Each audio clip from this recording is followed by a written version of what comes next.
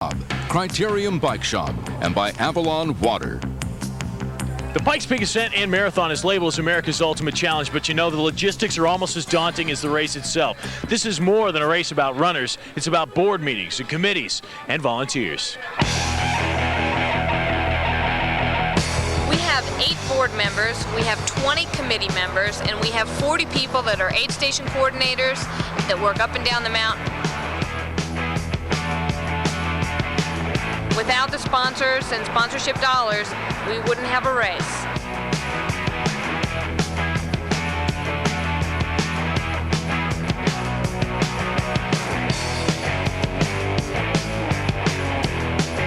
There's promotion. We promote the race year-round. We start promoting the race for the following year during the race. The economic impact on our cities.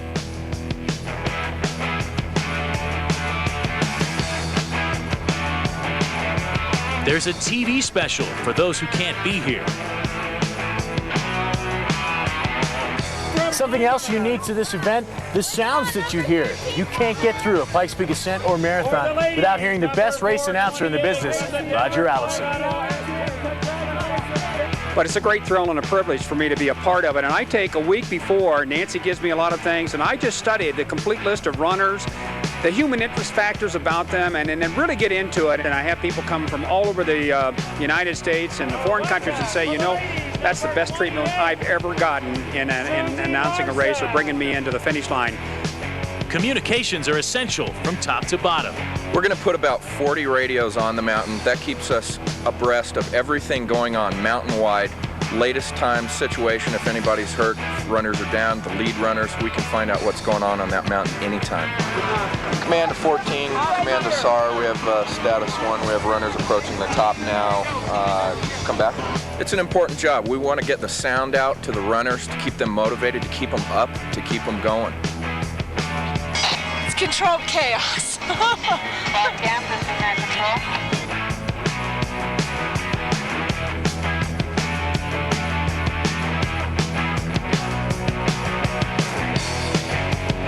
There is shelter and people taking care of people.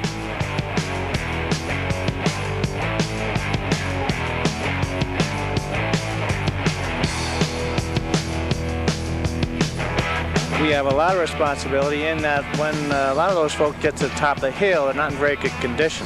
So they need special attention, warming up sometimes, food, quick intake of vital food. On the second day, we turn them around and head them back down the hill. A lot of people have to be carried off. Very bad shape from the standpoint of heart. Occasionally there's a heart attack.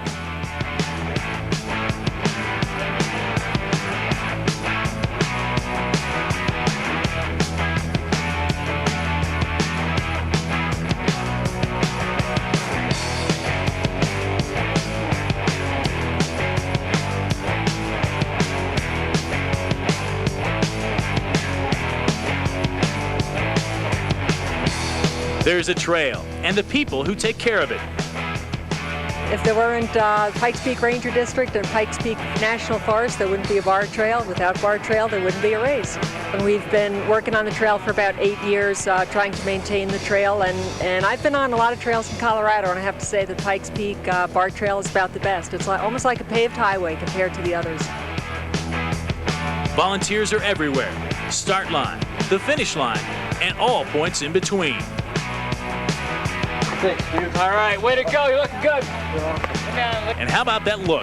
The Pikes Peak Marathon look.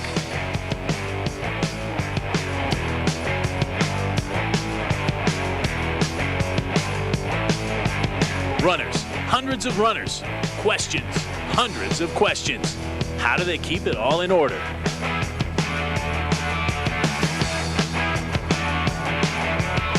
And there are huge distances to cover. That's why there's highways, vehicles, drivers, and police.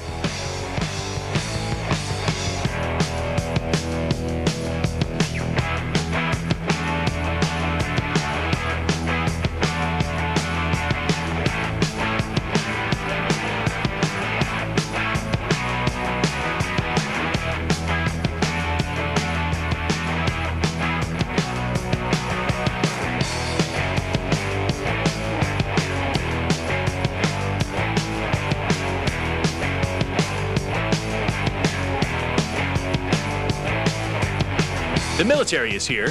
What would we do without them?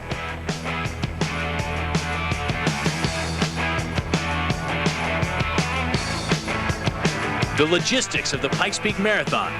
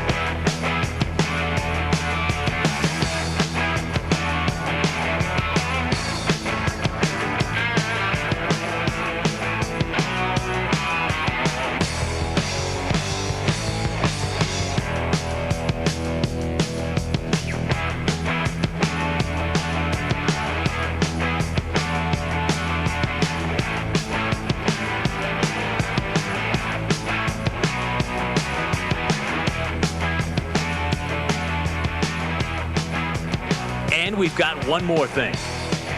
A race. 7 a.m. start time for Saturday's race.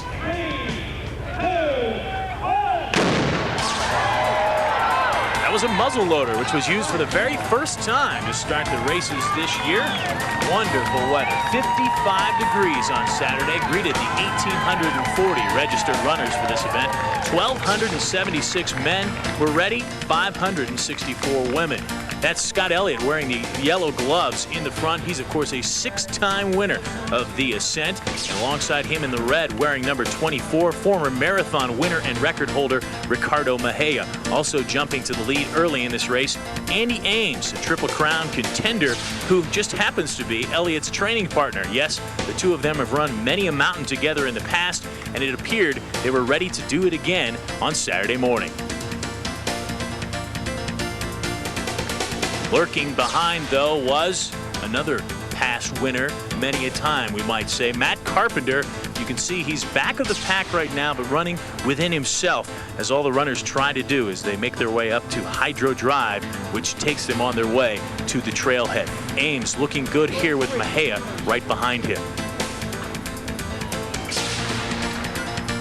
Of course, every runner picks their own pace for this race. Some continue to jog on up into A-frame, while others seem to find the need to walk early on. You can see several people have packed on gloves and water packs to help them on their way up the mountain. The gloves, because it gets to several rocky portions, which you'll see later on in the show.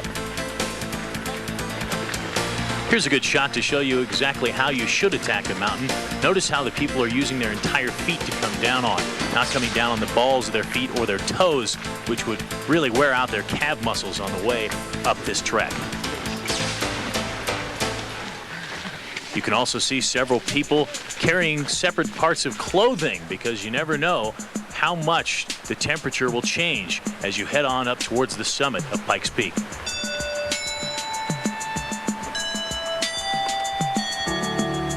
You can really see the type of camaraderie that goes with such an event. People may not even know each other's names or faces, but when they get together on the mountain, they're all friends. This portion of the race is relatively easy as far as the trail goes. It's not too steep, but some people decide to take it a little bit easy and slow down because they know that steeper portions lie ahead in the switchbacks and A-frame.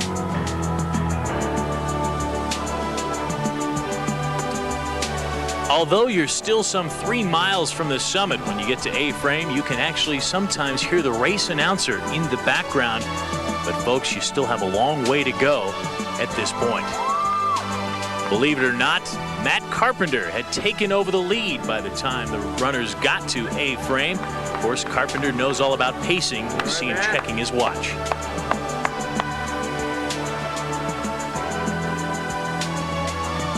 A-frame to command, Kentucky. Second place belonged to Andy Ames, who was hot on the trail trying to win the Triple Crown of running. He looked very strong coming through, and it left his training partner, Scott Elliott, behind. Elliott was the third man through A-frame, looking strong, also staying within himself. You got about 4 minutes behind Carpenter. Go for it. Yeah. A-frame to summit. Scott Elliott. The first lady through was Marie Boyd of Albuquerque. She won the La Luz Trail Run in New Mexico 2 weeks prior to this race, so we knew she would contend. Second woman through, Sabrina Hahn Martin. 4 minutes and 15 seconds behind the first female. Checking her time behind the first woman and trying to catch up. A-frame to command, second female runner, number 26, just passed by, 4:15 behind the first female runner. Amy Giblin was the third female through. She, of course, a Doherty High School and Adams State grad and former All-American in college. The top 3 female contenders all had something in common. This was their first competitive race up Bar Trail. Of course, water is very important as you make this trek up Pikes Peak. Dehydration can become a very severe problem as you work your way towards the top. There are 7 water and support stations along the trail, each of them offering not only water, but also encouragement. It's important that runners keep up good nutrition as well. Now, water doesn't run freely here on Bar Trail. It takes a tremendous effort in order to get the water stations sent up, and that means plenty of people. Yes, volunteers. Hundreds of people are needed just to help put on this race. With more on that, here's our Mark Austin. That's right, Brian. Groups of people volunteer to drag the water to the top of the mountain. But the crucial task is getting that water here. And for that, we rely on the military.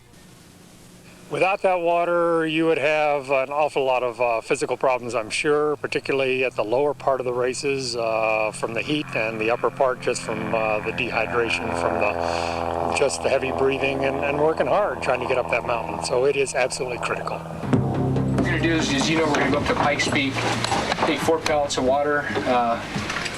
They're right about 400 gallons, 4,000 pounds in each load, give or take.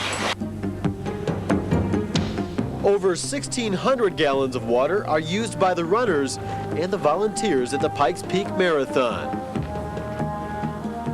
We've got enough water on the mountain to provide at least a ½ gallon per runner. Water that is delivered by the Hookers Search and Rescue Team from Fort Carson. It's got some weight on it now. Each one's about 4,000 average. Getting thousands of pounds of water to the mountain water stations used to take race organizers over a week, resulting in countless sore backs to those who used to haul the load up the mountain by hand. Today, a Chinook helicopter cuts the time needed to get the job done to a single day, and the runners have more water stations to quench their vital thirst. So we've got it set up so that the runners won't have more than a couple miles at worst case where they can pick up water. As any marathoner can tell you, the key to running the Pikes Peak Marathon is preparation. The same can be said for the crew delivering the water to those marathoners. The peak is a challenge from the ground and the air. Getting ready for it makes things go much smoother. If you do a good pre-flight, when you get up there, it makes it a lot easier. You know what to expect in case something does happen. Make sure that you have enough power considering the winds and things of that sort before you go up there. I think that's the toughest thing. Runners refer to the run-up Pikes Peak as America's ultimate challenge. This year, 60-knot winds at the top of the mountain made the traditional water drop a challenge for the helicopter. A day like today, the winds were pretty stiff there, but we made it in there, got everything done. It takes a lot out of you. I mean, it really pushes you to your limit or tests your limit, you know, which you don't usually get a chance to do, or you don't want to do that. So it does test you.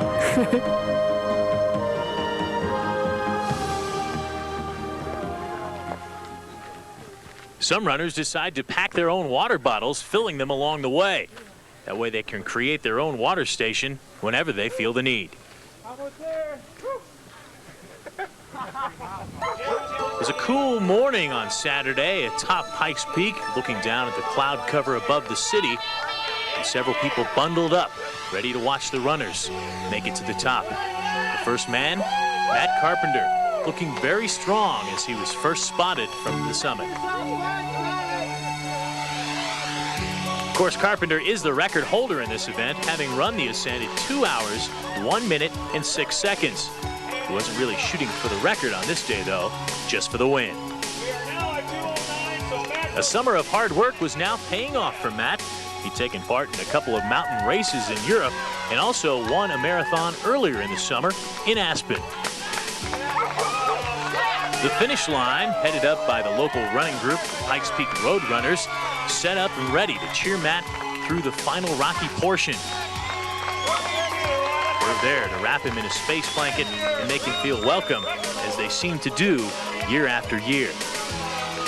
I caught up with Matt a few minutes after he had conquered the mountain and spoke with him. Okay, Matt, take me through. Where'd you pass Andy at? I caught Andy at the bar camp, ran with him a little, and then basically it was really fun because I got to relax the last 3 miles, whereas usually I'm trying to push. So I take it you didn't come in today looking for a record? No, it'd take a pretty special set of circumstances to run what I did last year, and this year I wanted to get up here and just kind of savor the moment.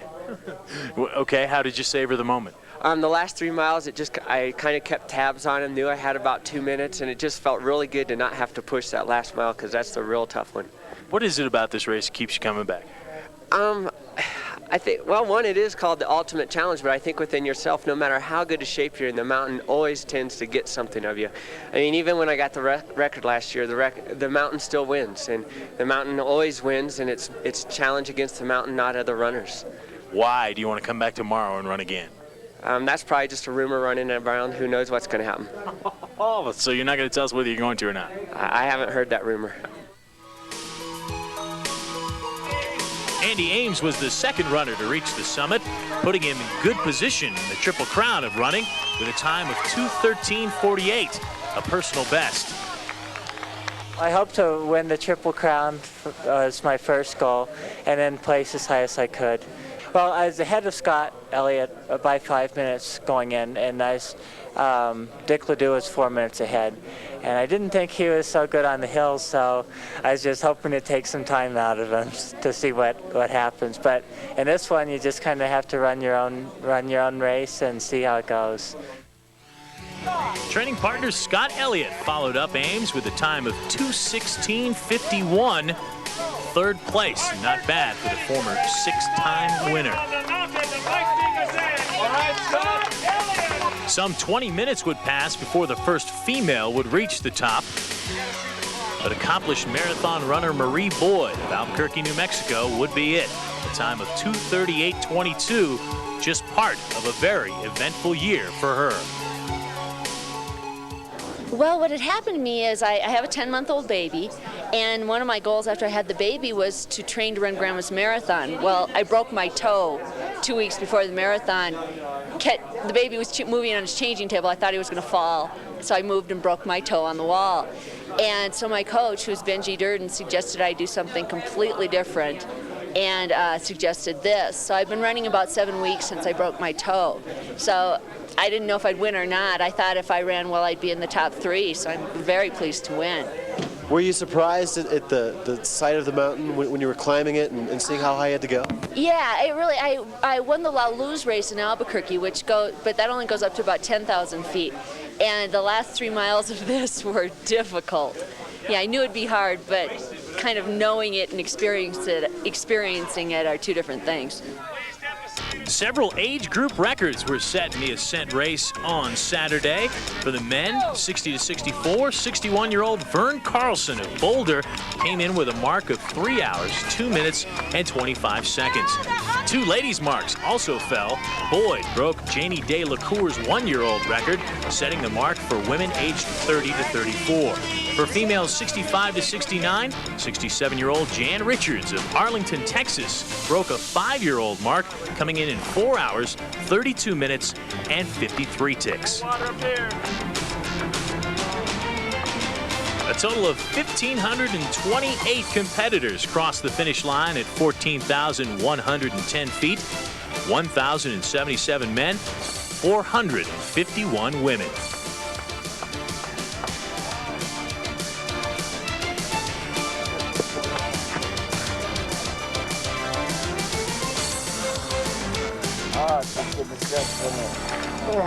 Doing good? Yeah. Wow.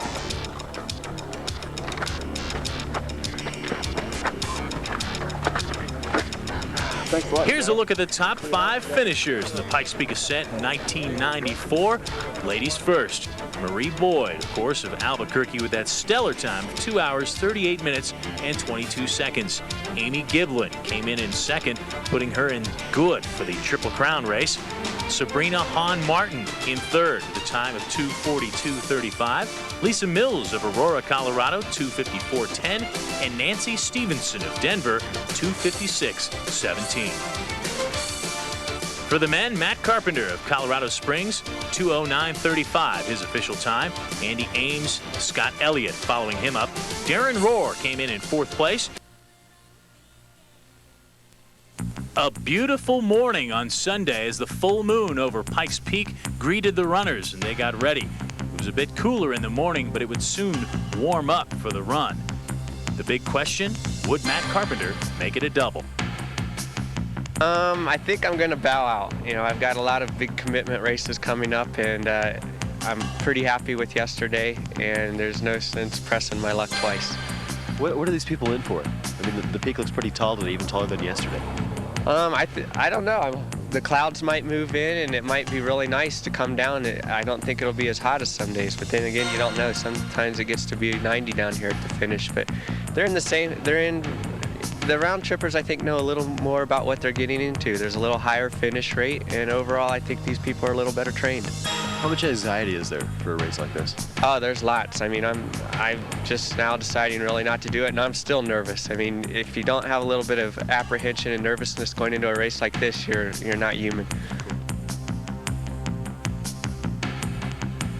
Why do all these people from Wisconsin come to tackle this one? Well, because we don't have mountains there, and this one is here, and that's a real good one. Yeah, why do you want to run this mountain? You've never done it before. Well, it's because it's there, for one thing, and it's just an interesting kind of out of the ordinary race, other than just plain marathoning on just city streets. We're on the same running club from Newcastle, Pennsylvania, Second Wind Running Club. Pennsylvania, that's a long way to come. Why did you guys come to Colorado Springs, just for this little mountain over here? Well, Mel and I came last year by ourselves. Nobody wanted to do it, and we took back such good reports that we brought 11 people out this year. So they're wondering why they're here, but Mel and I know why we're here. We know what's ahead of us. They don't. It's a challenge. It's different than a marathon. I've run several of those, and you want to expand, keep going. It's just a challenge. You always need another one. Are you guys crazy, or what's the problem here? I actually don't know. It's just something to do. Makes you feel good, I guess, after you're done, or if you get done. It's a training run. A training run? Yeah, I plan on doing a 100-miler 3 weeks from now. I just did a 40-mile run. I do a 1 mile for each year on my birthday, and it was on the 3rd of August, so I celebrated my birthday that way this year.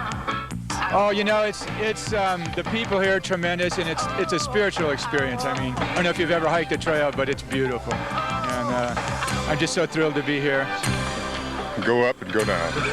That's simple. That's simple. Do the words death and dying mean anything to you? Not really, no. The race started at 7 a.m. sharp, a mass start this way, all 800 runners starting at the same time, whereas on Saturday there were 2 waves due to the fact that 1,800 runners wanted to take part in the ascent. Several past marathon champions took part in Sunday's race: Stan Fox, Rick Trujillo, and Sheldon Larson for the men. And on the ladies' side, course record holder Lynn Bjorkland, Margie Lloyd Allison, and Karen Gorman. Matt Carpenter tried to describe what the runners are feeling at this point in the race.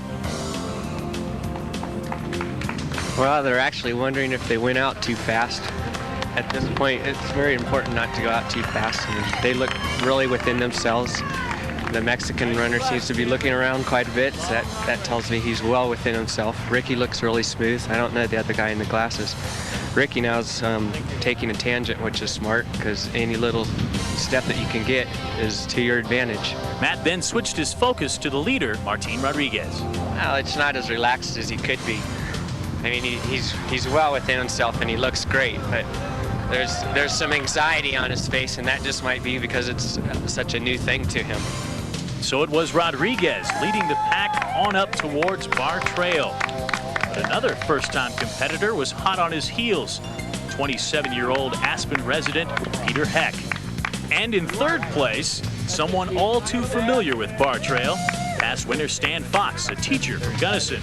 Ricky Denisick of Telluride, making his first round trip, was currently in fourth. Early in the race, the runners are faced with the switchbacks, which take them up the early portion of Bar Trail. Mexico's Martin Rodriguez showed that he was very strong coming through. He's a 2:15 marathon runner, and he looked like it at this point. The top competitors were fairly close behind Rodriguez. Curtis Anderson of Sandy, Utah, was in second place to this point. Fox was close behind. And shortly thereafter, the top female runner would come along, Michelle Blessing, a mother of two who resides in Colorado Springs. Most of Bar Trail is fairly narrow, so runners at this point start to get into a single file line. But as you can see, they all look fairly strong at this point, most of them still choosing to jog and make their way up the mountain.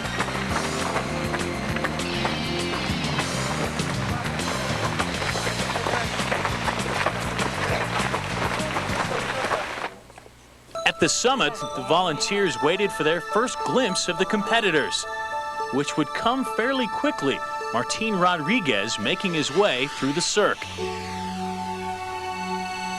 A closer look shows Rodriguez to be making a seemingly effortless run as he powers his way toward the summit, cruising through the cirque. There might even been a bit of a smile for the search and rescue workers who cheered him on. Then former champion Sheldon Larson, the second competitor through the cirque, he as well made it look easy. He was followed shortly thereafter by Peter Heck, who looked like an experienced runner in this race, but it was actually his first time. And as he made the turn, he had his first encounter with the kazoo band.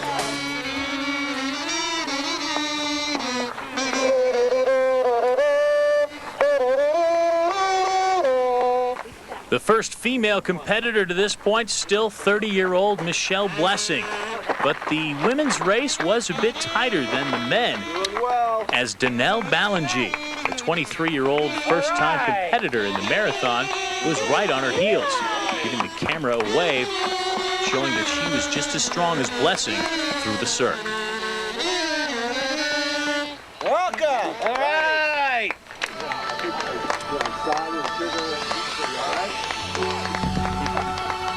Further up the mountain, Martin Rodriguez was all alone as he cruised through the 16 Golden Stairs portion.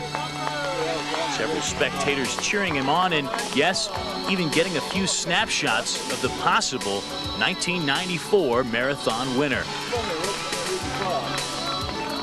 The volunteer staff always happy to see the first runner reach the summit on marathon day, and they have a lot to take care of, which would be part of a problem for Rodriguez. Volunteers take the tag and also mark his runner's number with green pen. As you can see, they turned him around to make sure he was marked before he headed back down the mountain. Sheldon Larson was the second runner to come into view from the summit. He as well, still looking strong, but his ascent time was 16 minutes behind that of Rodriguez. He would have to make up plenty of ground if he wanted to win the marathon.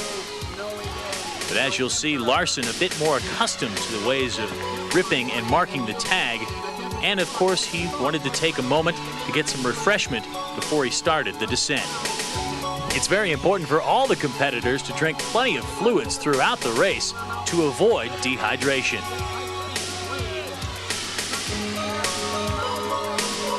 The third runner to come into view was Peter Heck. He was a scant 2 minutes behind Larson, so he knew that at least second place was still with. Welcome back for the downhill portion of the 1994 Pikes Peak Marathon. Mexico's Martin Rodriguez was still in the lead at this point, keeping within himself.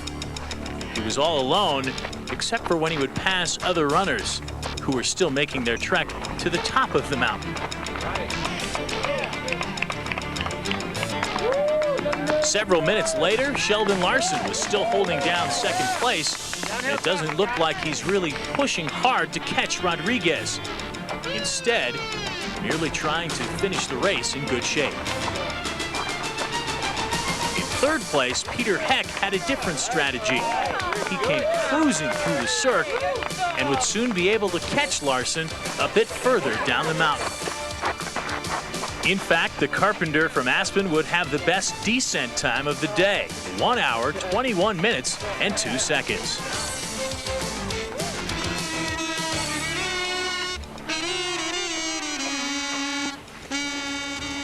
And here you see a pivotal point in the race for second place. Heck passes Sheldon Larson, taking over second place and searching for Rodriguez. But the Mexican was already on his way to the win, making his way towards the incline water stop. He again looked strong as he came through, getting that essential water on his way down. Several minutes later, you could see that Peter Heck looked a bit more ragged coming through the same portion, the quicker pace at the top, and a fall, as is recognized by the dirt on his back, had taken its toll.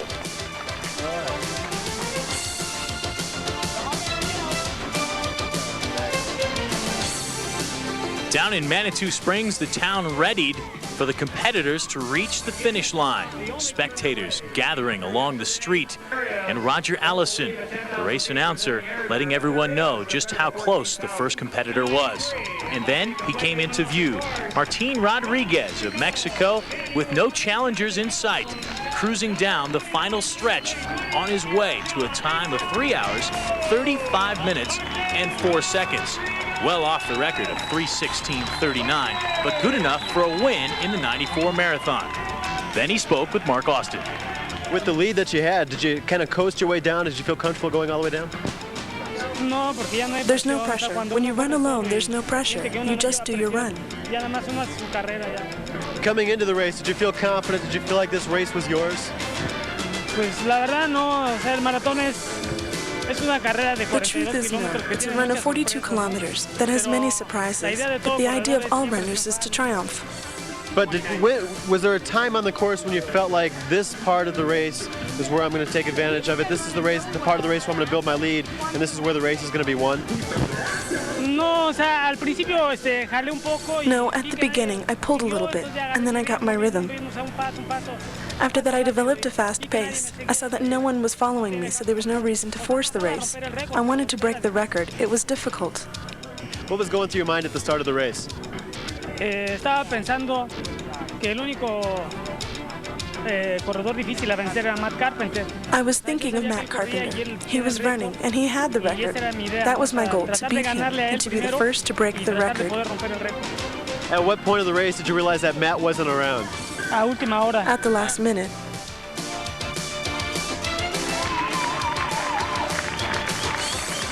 Almost 16 minutes later, Peter Heck was welcomed home by the crowd. That 16 minutes may sound like a large margin, but it was a much closer race than the previous year. The margin of victory was 26 minutes. Steep, very steep. I was told to take it easy on the first 4.5 miles because they are fairly steep, but I tell you what, that cirque is the killer of the whole race. It was kind of nice in the shade. It was nice and cool the whole way until we got up into the sun in the cirque, and then it just got a little hot. Up top was hotter than I thought, and It was definitely hot as soon as we came into the trees down below. I haven't run a marathon. This is the first one I've ever run. I haven't run even probably 20 miles in training. So this was going to be a real mystery to see how it went. To be second place was very much of a surprise, and I'm very happy to be up there. Exactly 4 minutes later, Sheldon Larson came down Ruxton Avenue towards the finish line, again greeted by plenty of cheers. His time of 3 hours, 54 minutes, and 54 seconds, good enough for third place. The spectators were just warming up as plenty of competitors were still making. Danelle Ballengee, though, took over, passing Michelle Blessing just below the summit, and then she sped down through the cirque on her way to an incredible descent time of 1 hour, 35 minutes, and 7 seconds. The 9th fastest descent time on the day.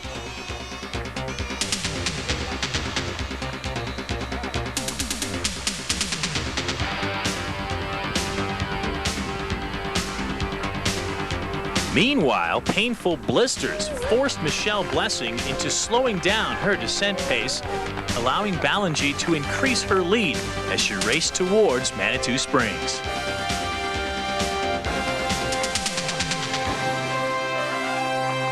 Former champion Lynn Bjorklund took her time on the way down the mountain. She was competing for the first time since 1981 when she set the ascent and marathon records.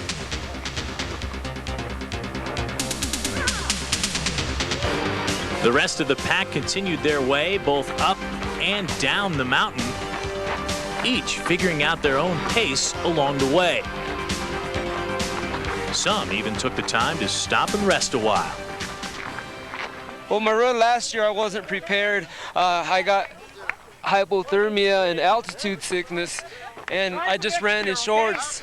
I didn't bring hats, gloves, or anything like that, so this year I brought me a little backpack and plenty of fluids, and I ate all the gator bars supplied to me and just really hung in there this year. And so you think you're going to do better then? Yeah, I'll do much better. I'll finish, and that's the important part for me, is finishing. That's the attitude that most competitors take in this grueling marathon, but others, like pre-race favorite Danelle Ballengee, are in it for the win. She came moving through the switchbacks and still waving at our cameras, looking very good on her way down to the finish line.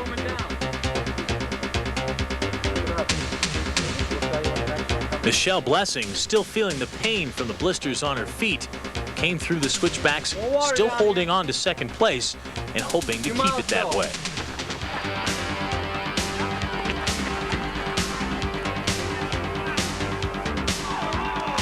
Spectators in Manitou had welcomed 11 men to the finish line, and they were surprised when the 12th competitor was the first female. Danelle Ballengee won the women's race in 4 hours, 24 minutes, and 38 seconds. Well, Danelle, congratulations. The second fastest time ever run on the peak. Thank you. It was fun. It's a beautiful course. I enjoyed it. Happy with my time. Did you think a time like that was possible? I didn't really think about how fast I was going to do it. I just went out there and gave it my best, and it ended up having a good day. It felt great. I love the mountains, and so they welcomed me. At the top, you were 2 minutes ahead of Michelle Blessing, and you really extended that lead. Yeah, I guess she had some blisters, and I felt pretty good on the downhill. I just kept letting my legs go as fast as I could. So I thought she was going to be right on my heels, so she just thinking she was there pushed me to go a little faster. But the descent was fun. It's nice knowing that you don't have to go up another hill on the way back. What was neat is the people coming up were so supportive. They were great about getting out of the way on the trail and cheering me on. And they really inspired me to go faster. So that was neat, having that support. At what point in the race did you realize that Michelle wasn't around and the race belonged to you?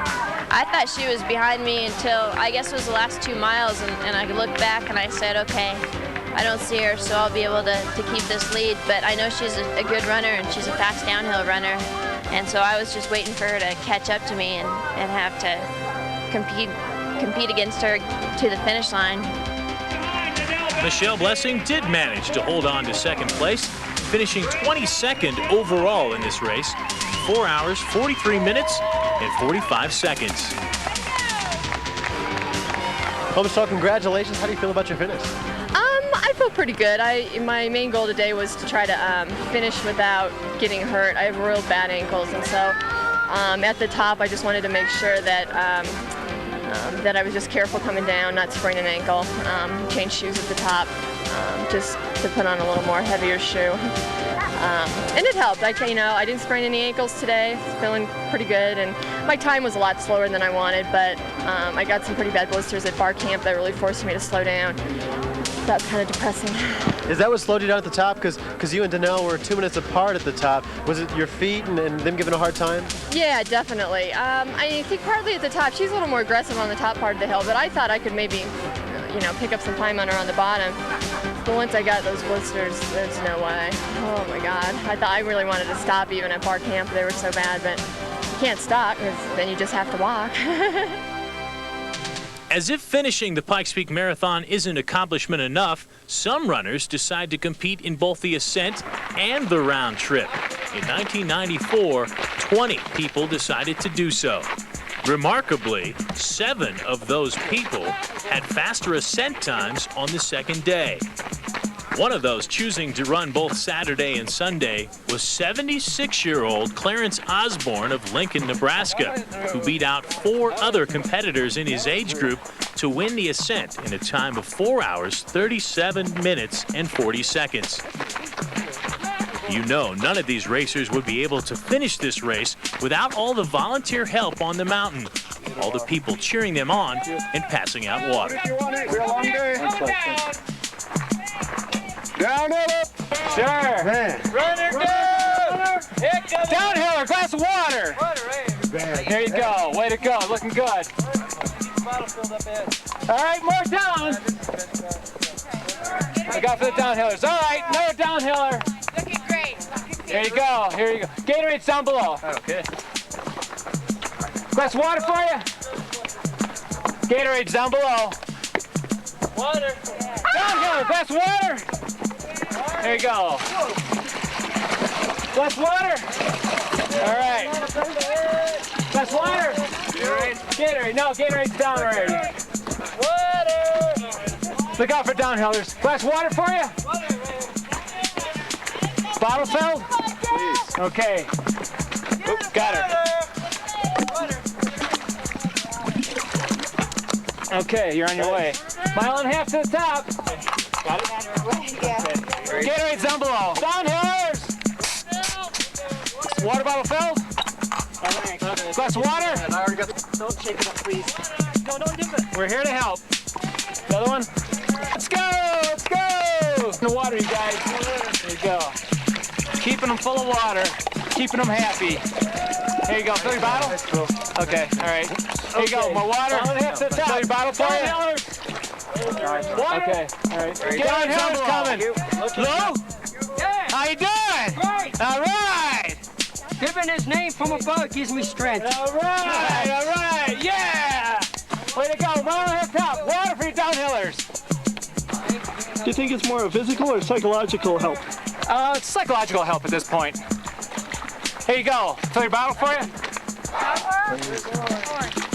Good enough. Okay, flip your top on. Downhill water? Yes. Thank you. All right, water for you? You bet. All right. How you doing? Okay. All right, hang in there. What do you say psychological? I know how it can be at this point. More water for you? I'm doing fine. Fill your bottles? Okay, no. At this point, a lot of people have the physical ability to make it, but it's the mental barriers that put up the tough part. More water for you? Fine. Okay. How far do we got, sir? 1.5 to the top. Okay, thank you. Keep hammering the water. Okay, thank you. Sure. Forward if you want it. There you go. Okay, here you go. Thank you. You need it for a long day. This is my 5th time, and I love it. Oh, yeah? I love it. And I'm doing the full marathon, or? Full marathon, and I wouldn't trade it for anything. Of course, you're making me late. Oh, I'm sorry. I haven't been to the summit yet. Oh, what's the hardest part? The very first part. The very first part. After that? After that, it's a dream. Last question. What do you think about the aid stations? They're fantastic. The people are the greatest. They have everything you need. They'll bend over backwards for you. And that feels good. Absolutely. Does it help you a lot? Yes, it helps me not only physically, but it helps me spiritually too. They're enthusiastic. They're encouraging. Sir, for Razorbacks. Well done, sir. This is an English Razorback. Well done, thank you. A total of 633 runners finished the marathon this year, 123 women, 510 men. Just one age group record was broken on this day. Sinovio Torres rewriting the mark for men aged 40 to 44, 3 hours, 56 minutes, and 18 seconds. But not everyone can set a record each and every year. We should celebrate all of our runners' accomplishments. The Pikes Peak Marathon is widely recognized as America's ultimate challenge, and all of the finishers in this race have answered that call. They are given a medallion to display proudly, showing everyone that they were there, and they answered the call of the mountain.